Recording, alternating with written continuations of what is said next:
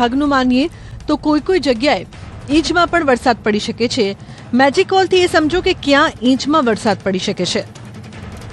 જે રીતના આપ નકશામાં પણ જોઈ રહ્યા છો તે પ્રમાણે દક્ષિણ સૌરાષ્ટ્રના વિસ્તારો જે છે ત્યાં આગળ થોડા ભેજવાળા જે પવનો છે, વાદળો છે જોવા મળી રહ્યા છે, એટલે કે અહીંયા આગળ વરસાદની શક્યતાઓ છે ને સાથે દક્ષિણ ગુજરાતના એ વિસ્તારો કે જ્યાં આગળ વરસાદ થઈ શકે છે। જેમ કે દક્ષિણ સૌરાષ્ટ્રના જો વિસ્તારોની વાત કરીએ તો રાજકોટની આસપાસના ગ્રામ્ય વિસ્તારો જે છે ત્યાં આગળ છૂટો છવાયો વરસાદ થઈ શકે છે। દ્વારકા, પોરબંદર વિસ્તારની આસપાસના દ્રશ્યો પણ આપ જોશો તો ખ્યાલ આવશે કે ત્યાં પણ વરસાદની શક્યતાઓ જોવા મળી રહી છે। સાથે સાથે પોરબંદર, જામનગર અને દ્વારકાની સાથે સૌરાષ્ટ્રના જે બીજા બધા વિસ્તારો છે ત્યાં પણ છૂટો છવાયો વરસાદ જોવા મળી શકે છે। જ્યાં આગળ ઘાટો લીલો રંગ જોઈ રહ્યા છો ત્યાં આગળ ઇંચમાં પણ વરસાદ હોઈ શકે છે અને એ વિસ્તાર છે દક્ષિણ સૌરાષ્ટ્રનો। મહત્વનું છે કે હાલ અરબી સમુદ્રની સિસ્ટમ અને પવનોના કારણે ચોમાસું આંશિક ધીમું પડ્યું છે।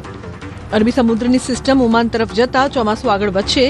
26 મેથી 1 જૂન વચ્ચે કેરળના કાંઠે ચોમાસું પહોંચે તેવી શક્યતા છે, જે બાદ 15 જૂન સુધીમાં ગુજરાતમાં ચોમાસું બેસી શકે છે। ગુજરાતમાં ચોમાસું કેવું રહેશે તેની અલગ અલગ આગાહીકારોએ આગાહી કરી છે।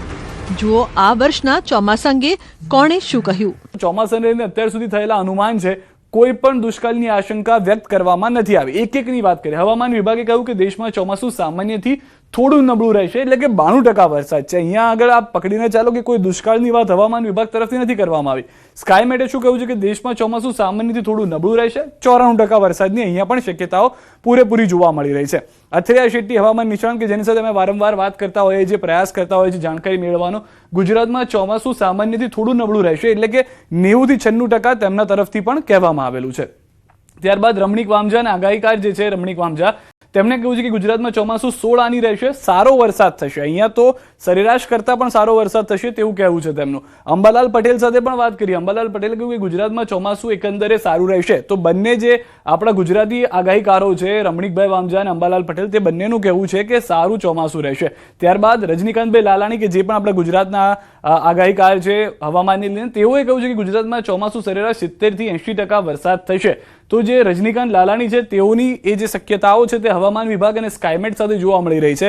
જ્યારે અથરિયાની સાથે વાતચીત થઈ, અથરિયા પણ તેમની સાથે સહેમત જોવા મળી રહ્યા છે, પરંતુ રમણીક વામજા અને અંબાલાલ પટેલનું એવું કહેવું છે કે વરસાદ જે છે તે સારો થઈ શકે છે।